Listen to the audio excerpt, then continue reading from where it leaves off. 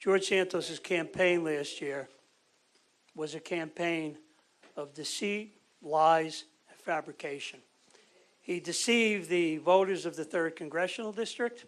He deceived the members of the Nassau County Republican Committee, elected officials, his colleagues, candidates, his opponents, and even some of the media. His lies were not mere fibs. He disgraced the House of Representatives, and in particular, his fabrications went too far. Many groups were hurt.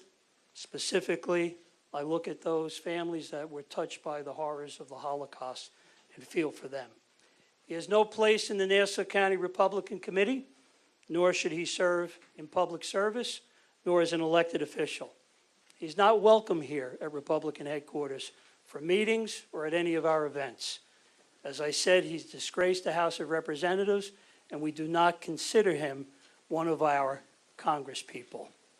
Today, on behalf of the Nassau County Republican Committee, I am calling for his immediate resignation.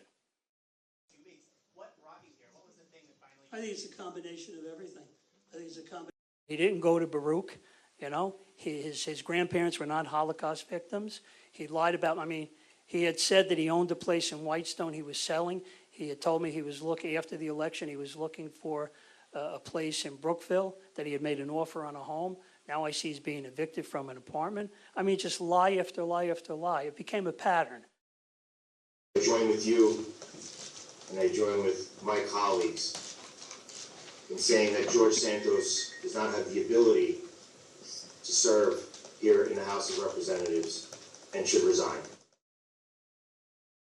For him to make up this story that his parents were Holocaust survivors is beyond the pale. It is simply tragic and outrageous and disgusting. And I join here with my colleagues in government calling for George Santos' resignation because he cannot serve anymore. He does not deserve that right. He is a stain on the House of Representatives. He's a stain on the 3rd Congressional District. And as of today, I have ordered my staff that any federal constituent calls that come into the county executive's offices will now be referred to Congressman Anthony D'Esposito, that Congressman D'Esposito has graciously accepted that responsibility.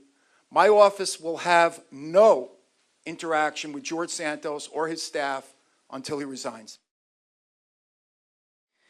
Today, I'm calling on George Santos to immediately resign from Congress for the 3rd District. The lies George Santos told are too numerous to count. He lied to me personally when he sought my endorsement, and while I'm offended and disgusted at his deceit, my true concern is for the residents of the 3rd Congressional District. He has betrayed the public's trust and given insincere, glib, and insulting answers when asked legitimate questions about his finances and his background. By all accounts, he seems incapable and unwilling to take full responsibility for his lies and fabrications. Beyond all that, he is under local, state, and federal investigations as serious questions have arisen about his campaign finances. There's absolutely no way Mr. Santos can be an effective member of Congress and represent the people who elected him. The longer he remains in office, the longer the residents of the 3rd Congressional District will suffer.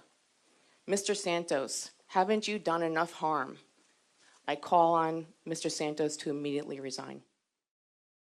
When you build something on lies and no ethics and no responsibility, there's accountability. George Santos has no business serving in Congress. On behalf of all the board members, and frankly, the 750,000 residents live in the town of Hempstead, it's time to go. It's time to get out. You know what? You see a unified voice here. You know what? He's unified the country in their opposition to him. He's a national joke. He's an international joke. But this joke's got to go. And it's on us calling him for him to resign immediately. Not tomorrow, not next week, today. In 2020, George Santos, a Queens Republican, came to us to seek our endorsement. We have a standard process that we followed. We trusted people. He went through an interview process with committee members, members of our party. He answered the questions, obviously not truthfully, but at that time we trusted him. He submitted a resume which is totally untruthful. And so based upon the answers to the questions, based upon the fact that he was recommended from Queens County, based upon the fact that he submitted a resume in writing with credentials, we supported his nomination. Obviously, we have learned in the past few weeks that much of it was fabricated and untrue. We are now going to change our process. Shame on me for believing people. The situation has become untenable for me as an elected official, as I'm sure it has for my colleagues, and that is, how do you deal with somebody who is an out-and-out liar? And I couldn't stomach doing that anymore.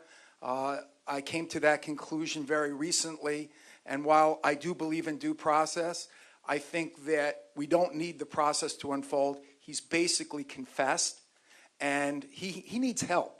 This is not a normal person. A person who tells that length and breadth of lies, built one on top of the other, is not a normal person. He needs to get help.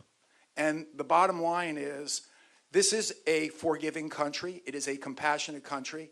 And if he does get help and he shows true remorse, there will be a future for George Santos.